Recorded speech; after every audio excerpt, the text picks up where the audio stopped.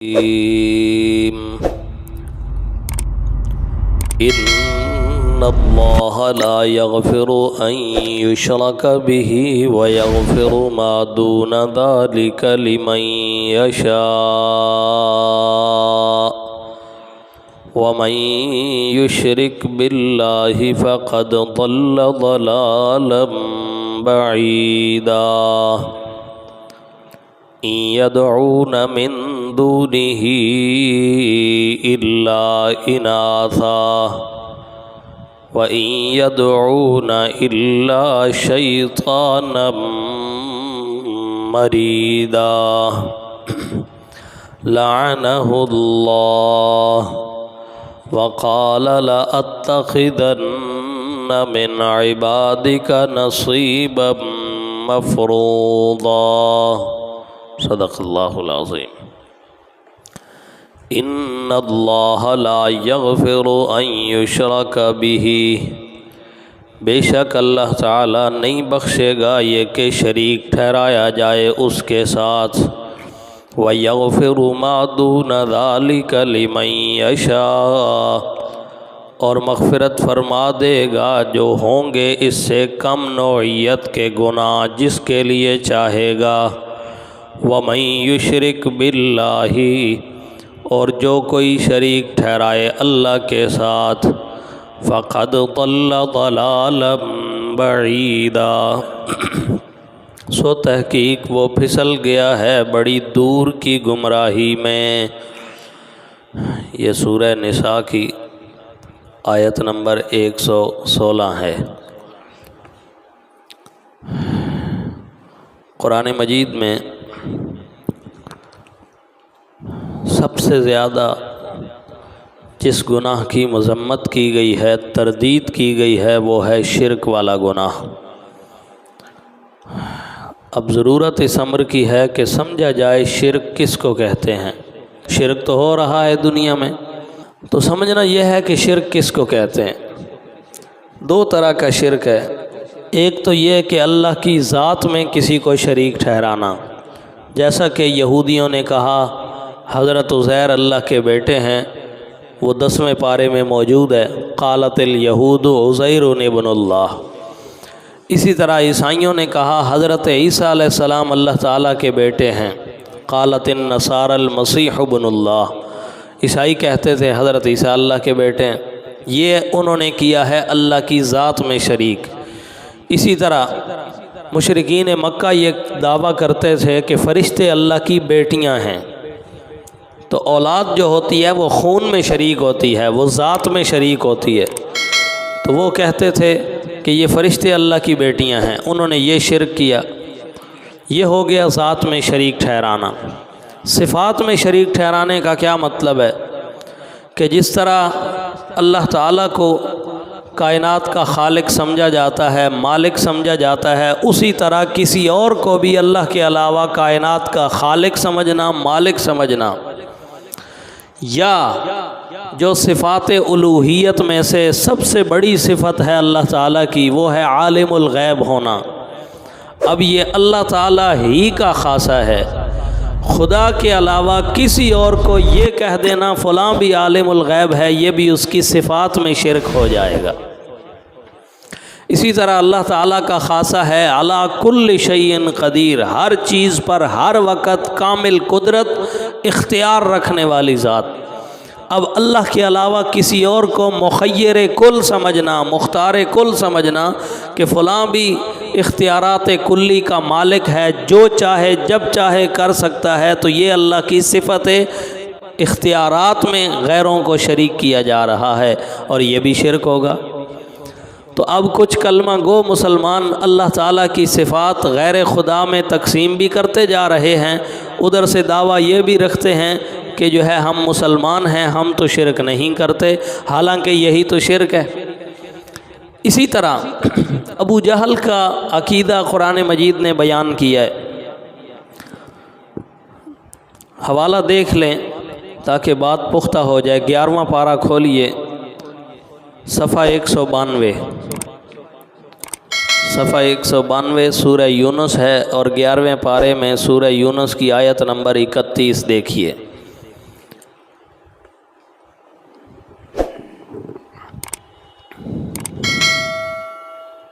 صفحہ 192۔ یہ سورہ یونس مکی صورت ہے۔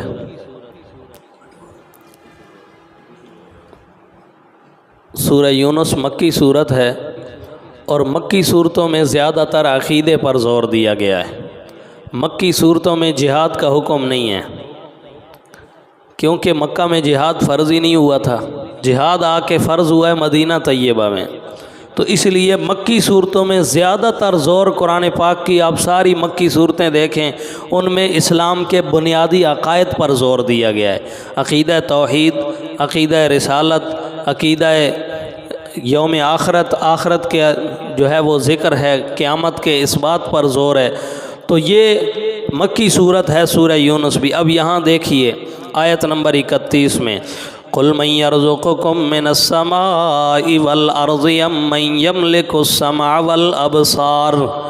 قُلْ میرے محبوب فرما دیجئے، مَنْ يَرْزُقُكُم مِّنَ السَّمَاءِ وَالْأَرْضِ، کون ہے جو تمہیں روزیاں دیتا ہے آسمانوں سے اور زمین سے؟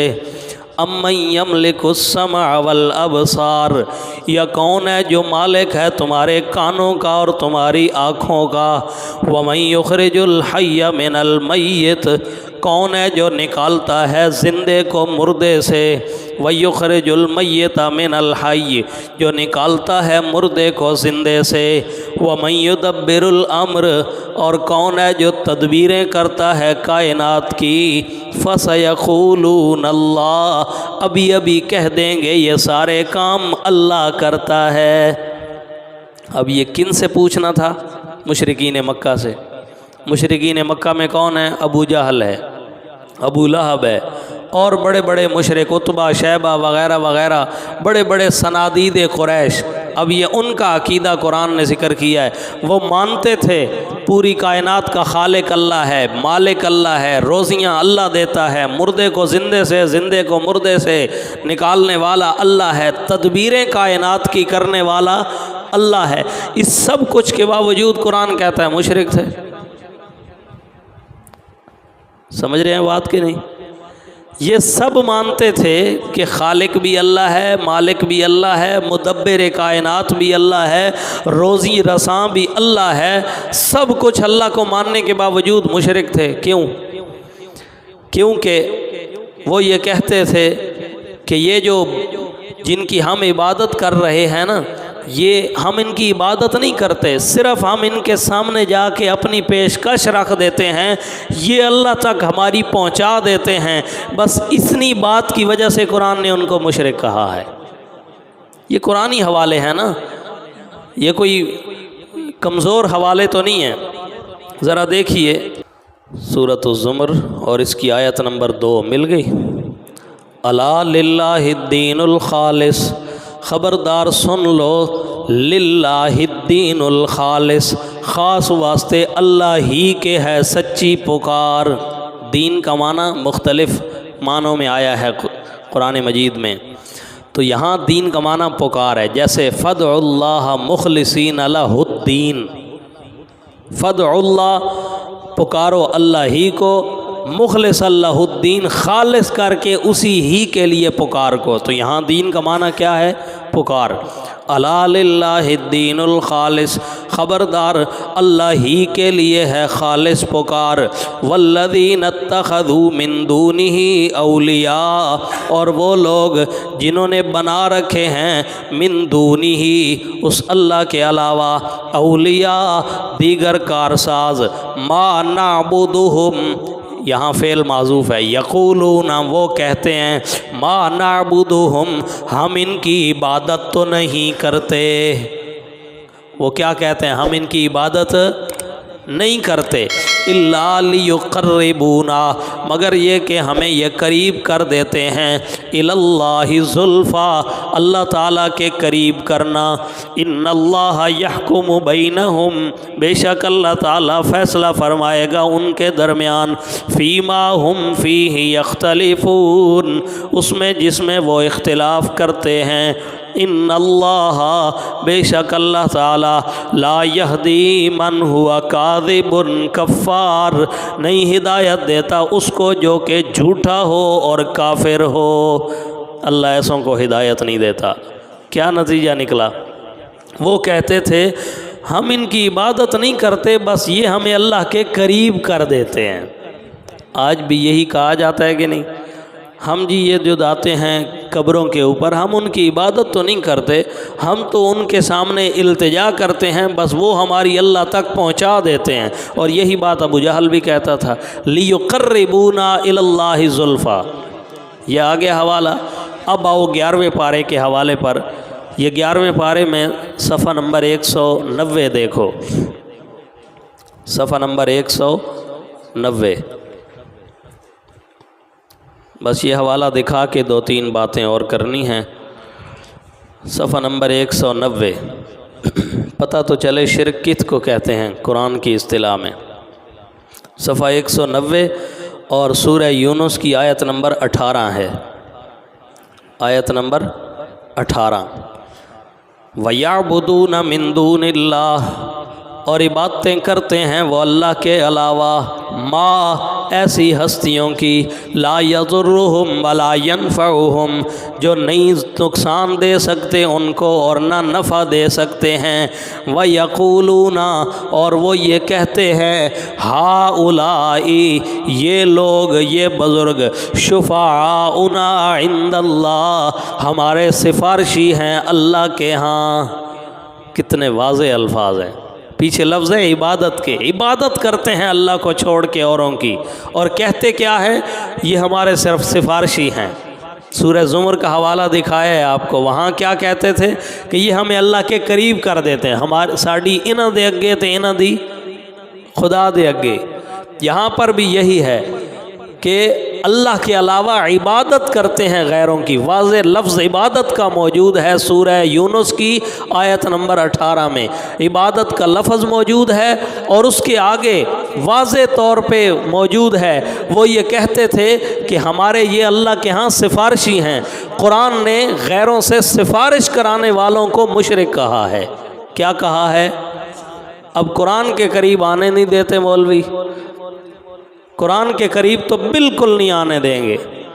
ڈاکٹر ذاکر نائک سے بھی تکلیف صرف اور صرف یہی ہے کہ وہ لوگوں کو یہ کہتا ہے یار قرآن پڑھو، ترجمے کے ساتھ پڑھو، گھر میں بیٹھ کے پڑھو۔ ہاں جی، ترجمے سے جو قرآن پڑھ لے گا اس کے سامنے حقیقت واضح ہو جائے گی کہ یہ جو آج کے دور میں قبروں پہ جا کے یہ کہا جا رہا ہے ساڑی انہاں دے اگے تے انہاں دی اللہ دے اگے، یہی تو شرک ہے۔ ابو جہل بھی یہی کہتا تھا، پھر ابو جہل کیوں بیچارے، اس کا کیا قصور ہے کہ اس کو ہم مشرک کہیں اور آج کے لوگوں کو ہم اسی طرح موحد کہتے پھریں، مسلمان کہتے پھریں؟ یہ تو انصاف نہیں ہوگا نا۔ اس وجہ سے قرآن نے اس کو مشرک کہا ہے۔ آج کے لوگ بھی اگر یہی کام کریں گے تو وہ بھی پکے مشرک ہوں گے قرآن کی اصطلاح میں۔ میں نے قرآن کے 2 حوالے دکھائے ہیں آپ کو۔ اچھا جی، اب آئیے اپنے سبق پر۔ تو یہ شرک ہے، اللہ کی ذات میں یا اللہ کی صفات میں کسی کو شریک ٹھہرانا، یہی شرک ہوتا ہے، اور شرک کے کوئی سینگ نہیں ہے۔ تو اللہ تعالیٰ نے قرآن مجید میں سختی سے فرمایا، ان اللہ لا یغفر ان یشرک بہ، اللہ کہتے ہیں جتنے گناہ لے کے آؤ گے وہ معافی ان کی ہو سکتی ہے شرک کے علاوہ، لیکن جو شرک ہے اس کی کوئی معافی نہیں ہے، یہ کوئی معافی نہیں ہے۔ یہ کیونکہ شرک یہ سیدھی سیدھی بدماشی ہے خدا کے ساتھ۔ شرک جرم نہیں ہے، بدماشی ہے۔ دیکھو نا، گناہ جو ہوتے ہیں ان کی معافی ہو سکتی ہے، دیگر گناہ وہ ہیں انسان سے کوتاہیاں ہو گئی، کمیاں ہو گئی، اس کی وجہ سے معافی ہو جائے گی اگر اللہ چاہے گا۔ استاد ہے ایک کلاس میں، کوئی بچہ سبق یاد نہیں کرتا تو استاد اس کو تھوڑی سی سزا دے دیتا ہے، تھوڑا سا ناراض ہو جاتا ہے، لیکن بعد میں صلح ہو جاتی ہے۔ ایک وہ ہے کہ جو سبق بھی یاد نہیں کرتا، اوپر سے بدتمیزی کرتا ہے استاذ کے ساتھ، تو اب استاذ اس کو ناراض تو ہوتا ہی ہوتا ہے، ساتھ میں بد دعا بھی دے دیتا ہے، تو اس کی تو ہر چیز ضائع ہو جاتی ہے نا، ساری محنت۔ شرک کا یہی معاملہ ہے کہ شرک صرف گناہ نہیں ہے، اللہ کے سامنے بدماشی ہے، خدا کا حق جو ہے وہ غیر خدا کو دے دینا، یہ تو سیدھی سیدھی بغاوت ہے، بدماشی ہے، اور بدماشوں کو استاذ معاف نہیں کرتا، اسی طرح اللہ بھی معاف نہیں کرتا ہے۔ تو یہاں واضح طور پہ فرمایا ان اللہ لا یغفر ان یشرک بہ، اللہ تعالیٰ ہرگز مغفرت نہیں کرے گا اگر اس کے ساتھ شریک ٹھہرایا جائے، ویغفر ما دون ذلک لمن یشاء، اور جس کے لیے چاہے گا اس سے جو کم گناہ ہیں ان کو معاف کر دے گا، ومن یشرک باللہ، اور جو اللہ کے ساتھ شریک ٹھہرائے فقد ضل ضلالا بعیدا، وہ بہت دور کی گمراہی میں جا پڑا ہے۔ اللہ تعالی ہم سب کو اس شرک کی لعنت سے محفوظ رکھے۔ تو کچھ خلاصہ رہ گیا ہے تھوڑا سا، وہ کل کے درس میں انشاءاللہ